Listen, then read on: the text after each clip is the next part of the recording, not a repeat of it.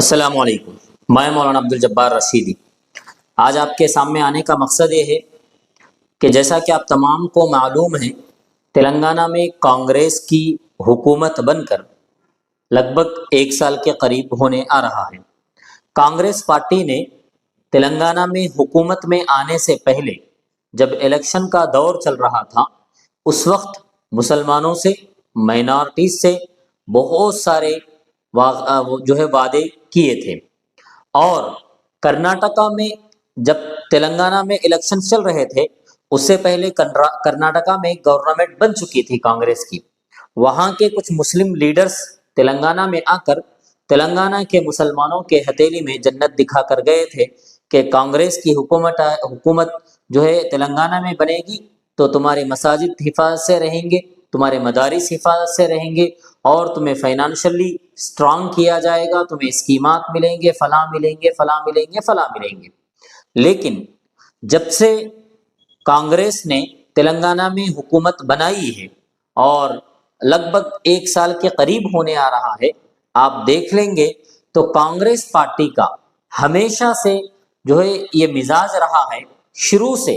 ہم صرف کسی اسٹیٹ کی نہیں بلکہ نیشنل لیول پر اگر ہم کانگریس کو دیکھیں گے تو ہمیں یہ بات واضح طور پر معلوم ہوگی کہ کانگریس پارٹی مسلم قیادت کو دبانے کے لیے سب سے اول رہتی ہے۔ آپ دیکھ لیجئے، تلنگانہ میں 1 سال کے قریب ہو رہا ہے، لیکن ابھی تک کوئی مسلم منسٹر ہمارے پاس نہیں ہے۔ کوئی مسلم ایک MLC کو دیے ہیں، وہ بھی اللہ ماشاء اللہ۔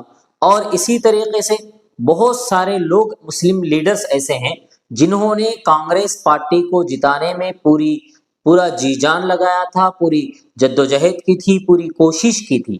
اس کے باوجود ابھی تک تلنگانہ میں مسلم منسٹر نہیں ہیں۔ آپ پچھلے 10 سالوں میں دیکھ لیجئے، جب تلنگانہ الگ ہوا، اس سے پہلے دیکھ لیجئے، جب تلنگانہ میں آندھرا پردیش اور تلنگانہ دو مل کے رہتے تھے، اس وقت بھی مسلم منسٹر رہتا تھا۔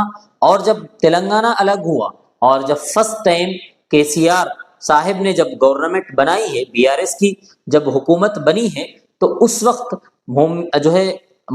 مسلم ہوم منسٹر کو دیے ہیں اور ڈپٹی CM مسلم کو دیے ہیں۔ اس کے بعد کے عرصے میں بھی مسلم جناب محمود علی صاحب کو ڈپٹی CM دیے ہیں اور ہوم منسٹر دیے ہیں، اور مسلم جو لیڈرشپ تھی اس کو اٹھائے ہیں۔ لیکن افسوس یہ ہے کہ جتنے ہمارے بڑے لوگ تھے، جتنے علماء کہیے، جتنی تنظیمیں کہیے، جتنی جماعتیں کہیے، کانگریس کے جتانے کے لیے پورے میدان میں اتر چکے تھے۔ جب کانگریس جیت کر آئی، حکومت بنائی، اب کوئی مسلم قیادت یہاں پر تلنگانہ میں نہیں ہے، کوئی کانگریس پارٹی کی جانب سے کوئی مضبوط مسلم منسٹر نہیں ہے، کوئی مضبوط مسلم مائنارٹیز کا اور مسلمانوں کا نمائندہ نہیں ہے جو حکومت سے سوال کر سکے، حکومت سے مسلمانوں کے مسائل پر بات کر سکے۔ تو آپ سوچئے، کیا اس حکومت میں مسلمانوں کی فلاح، مسلمانوں کی کامیابی، مسلمانوں کی ترقی ہو سکتی ہے؟ آپ غور کیجئے۔ اور میں کانگریس والوں سے کہتا ہوں، جو مسلم لیڈرز ہیں، آپ بھی اپنے دامن میں جھانک کر دیکھیں۔ آپ نے اپنا وقت، اپنا پیسہ، اپنا قیمتی اثاثہ آپ اس پارٹی کے پیچھے لگا چکے ہیں۔ آخر میں آپ کو ملا کیا ہے؟ وہی ذلت، وہی ذلیل پن۔ آپ کو ذلیل کر کر منسٹری سے باہر رکھا گیا، اپنے پوروں کو منسٹری دی گئی ہے، اور لیکن مسلم کا کوئی نمائندہ وہاں پر موجود نہیں ہے۔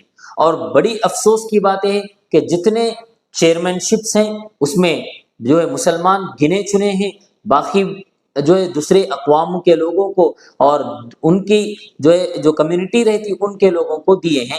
یہ مسلمانوں کے ساتھ سراسر دھوکہ ہے، مسلمانوں کے ساتھ سراسر ناانصافی اور ظلم ہے کہ مسلم قیادت کو تلنگانہ میں دبایا جا رہا ہے۔ کانگریس پہلے بھی یہ کر چکی ہے اور اب بھی یہ کی ہے۔ آپ پچھلے 10 سال میں دیکھ لیجئے، کبھی یہ شکایت مسلمانوں کی نہیں ملتی تھی کہ مسلم قیادت دب رہی ہے، مسلمانوں کو عہدوں سے ہٹایا جا رہا ہے، مسلمانوں کو چیئرمین شپس نہیں دیے جا رہے ہیں۔ کبھی ایسا نہیں ہوا۔